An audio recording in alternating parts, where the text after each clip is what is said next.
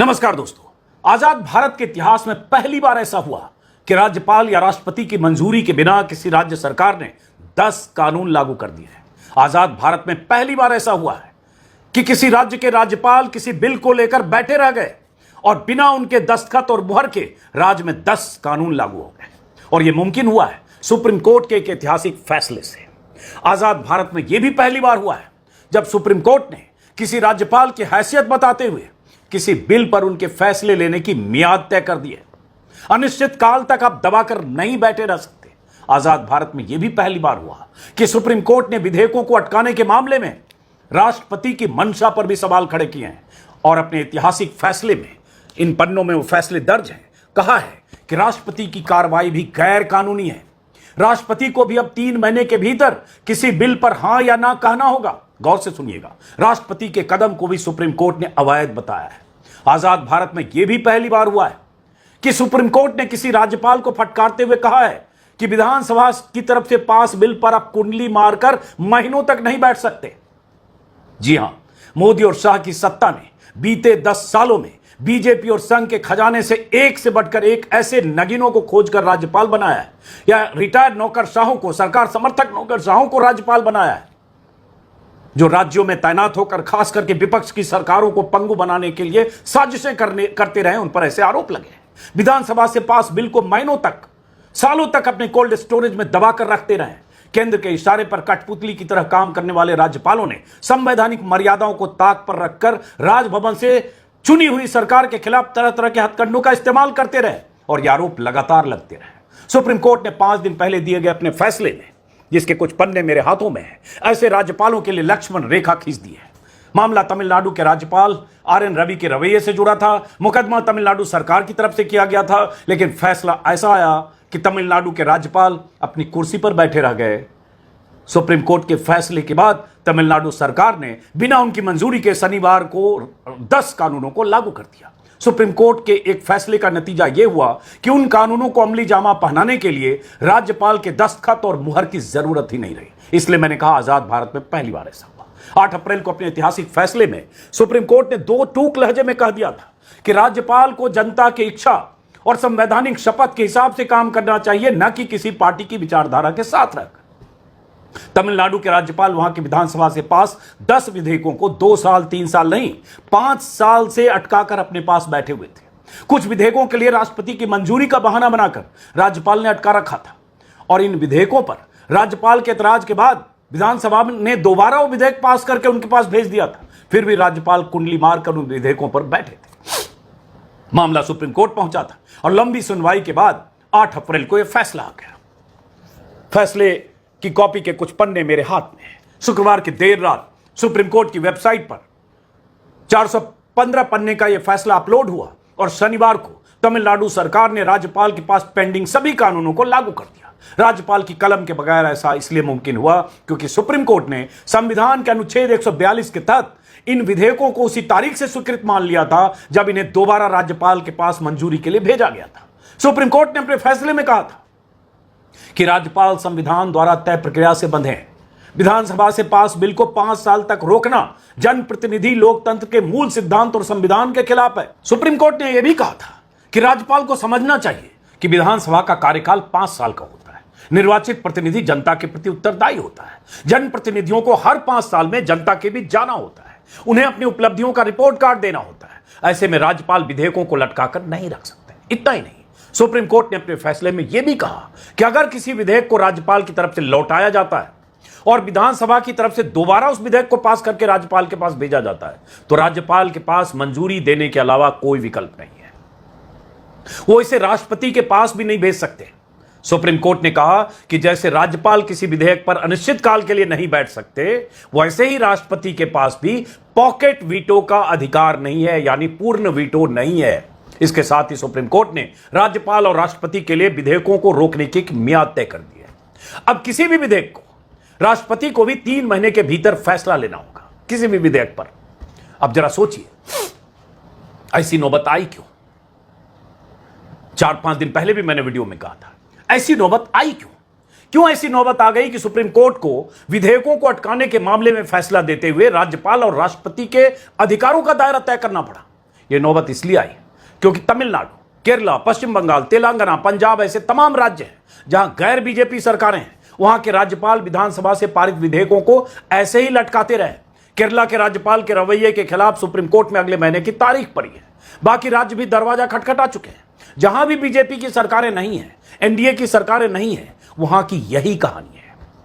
मोदी और शाह से सीधे तौर पर नियुक्ति पाने वाले राज्यपालों ने समय समय पर अपने रवैये से राज्यपाल की मर्यादा को ठेस पहुंचाया। केंद्र सरकार के नुमाइंदे के तौर पर काम करते हुए राज्य सरकारों के अधिकारों पर अंकुश लगाने के आरोप राज्यपालों पर लगते रहे।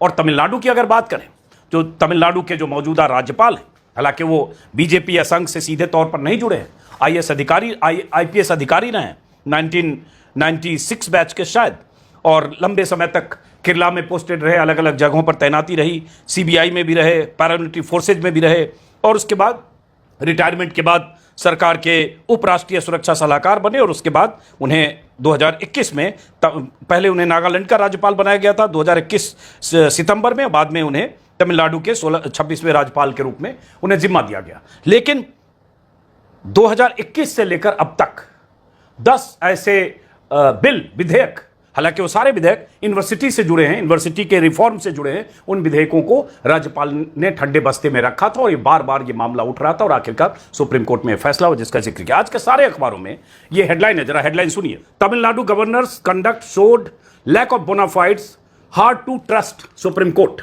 ये राज्यपाल के लिए कह रहा है सुप्रीम कोर्ट। इतिहास में पहली बार तमिलनाडु में राज्यपाल या राष्ट्रपति के मंजूरी के बिना लागू किए 10 कानून। ये अमर उजाला की हेडलाइन है। दैनिक भास्कर की हेडलाइन है, बिल पर हां या ना 3 महीने में तय करे राष्ट्रपति, सुप्रीम कोर्ट। हिंदुस्तान टाइम्स की हेडलाइन है, after SC win TN enacts laws without governor's nod. अब ये कुछ सोच नहीं सकता था कि ऐसा भी होगा कि गवर्नर दस्तखत ना करें, गवर्नर की मंजूरी ना मिले और सुप्रीम कोर्ट के एक फैसले से वो सारे कानून लागू हो जाएं। नवभारत टाइम्स की हेडलाइन है, एससी से राष्ट्रपति के लिए डेडलाइन, बिल पर 3 महीने में लेना होगा फैसला। इंडियन एक्सप्रेस की हेडलाइन है, president ought to seek our opinion if governor reserves bill claiming it is unconstitutional. इसी तरह से हिंदुस्तान, इसी तरह से द हिंदू की हेडलाइन है। तो सारे अखबारों की हेडलाइन सुप्रीम कोर्ट के फैसले के बाद तमिलनाडु सरकार के फटाफट एक्शन पर है। और पहले भी मैं बात करता रहा हूं, राज्यपालों की नियुक्तियों में चाहे कोई भी सरकार हो, चाहे वो यूनाइटेड फ्रंट की सरकार रही हो अल्पकाल के लिए 96 से 98, चाहे वो यूपीए की सरकार रही हो, चाहे किसी भी पार्टी की कभी भी सरकार रहो, चाहे वाजपेयी की सरकार रही हो, हर दौर में राज्यपालों की भूमिका पर को लेकर सवाल उठते रहे।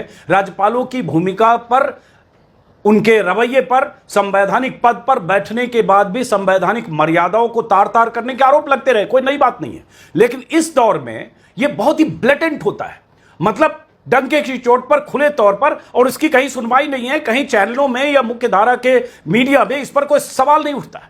और पश्चिम बंगाल में क्या हुआ, लगातार जो अभी उपराष्ट्रपति हैं, राज्यसभा के सभापति, जब जगदीप धनखड़ जब तैनात थे पश्चिम बंगाल में, तो लगातार वो राजभवन में बैठकर प्रेस कॉन्फ्रेंस किया करते थे ममता बनर्जी की सरकार के खिलाफ।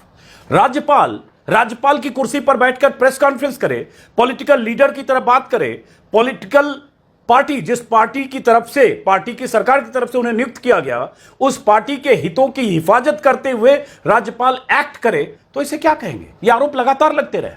और भगत सिंह कोश्यारी का जिक्र तो इतिहास में दर्ज हो गया कि किस तरह से 5 बजे सूरज उगने से पहले उन्होंने एक ऐसी सरकार बनवा दी थी, देवेंद्र फडणवीस और अजीत पवार जो बागी होकर आए थे, जिस सरकार को गिरना पड़ा, या सरकार वो शपथ लेकर राजभवन में देवेंद्र फडणवीस और अजीत पवार शपथ लेकर भी उसके बाद बेआबरू होकर उन्हें सरकार से बाहर आना पड़ा, ये अलग बात है। लंबे गैप के बाद फिर से सरकार बन गई, वो कहानी अलग। लेकिन भूमिका राज्यपाल की, ये आरोप राजस्थान में भी राज्यपाल पर लगा, केरला के राज्यपाल के खिलाफ सुप्रीम कोर्ट में दरवाजा खटखटाया जा चुका है, पंजाब के राज्यपाल पर भी आरोप लगा। जहां जहां विपक्ष की सरकारें हैं वहां ये आरोप लगते रहे हैं कि विपक्ष की सरकारों के विधेयकों को राज्यपाल अटकाकर रखते हैं और उनकी सुनते नहीं हैं, और कई बार उनका रवैया बहुत ही संवैधानिक मर्यादा के खिलाफ होता है।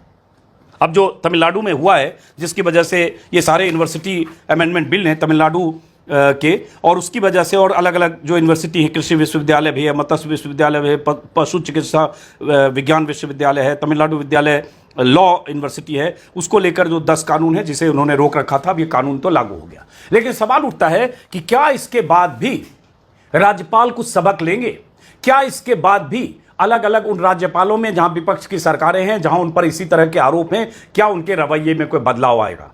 अब सुप्रीम कोर्ट के इस फैसले से एक बेंचमार्क तय जरूर हो गया है और सुप्रीम कोर्ट का यह फैसला नजीर जरूर बन गया है कि अगर कोई विधेयक को राज्यपाल लटकेंगे, और ये पहले से संवैधानिक व्याख्या है कि मंत्री परिषद की तरफ से जो बिल पास करके भेजा गया, राज्यपाल एक बार रोक सकते हैं, राष्ट्रपति, लेकिन दूसरी बार अगर फिर वही बिल पास करके भेजा गया तो उन्हें उस पर सहमति देनी ही देनी है। उनके पास कोई विकल्प नहीं है, क्योंकि चुने हुए नुमाइंदों की विधानसभा है, जनता के प्रति वो जवाबदेह है, और उन्होंने अगर 2 बार कोई पास करके भेज दिया तो राष्ट्रपति या राज्यपाल के पास विकल्प नहीं है। लेकिन ये सारे कानून, सारे दायरे मोदी राज में राज्यपालों के लिए, संवैधानिक पद पर बैठे लोगों के लिए भी बहुत मायने नहीं रखते, इसलिए मामला सुप्रीम कोर्ट में गया। अब यहां से आने वाले दिनों में सुप्रीम कोर्ट के इस फैसले से राज्यों में राज्यपालों का रवैया बदलेगा या नहीं, इस पर हमें नजर रखनी पड़ेगी। और यह कई बार आरोप लगता है, चूंकि गृह मंत्रालय नियुक्त करता है राज्यपालों को, और कई बार मार्गदर्शक मंडल में जा चुके ऐसे बीजेपी नेता, संघ से आए ऐसे बीजेपी नेता जिनका कमिटमेंट राज्यपाल होने के बाद भी अपनी पार्टी से या शीर्ष नेतृत्व से होता है, उस कमिटमेंट की वजह से उस कुर्सी की मर्यादा की परवाह किए बगैर वो ऐसे फैसले लेते हैं, इस तरह के बयान देते हैं जिस पर सवाल उठता है। लेकिन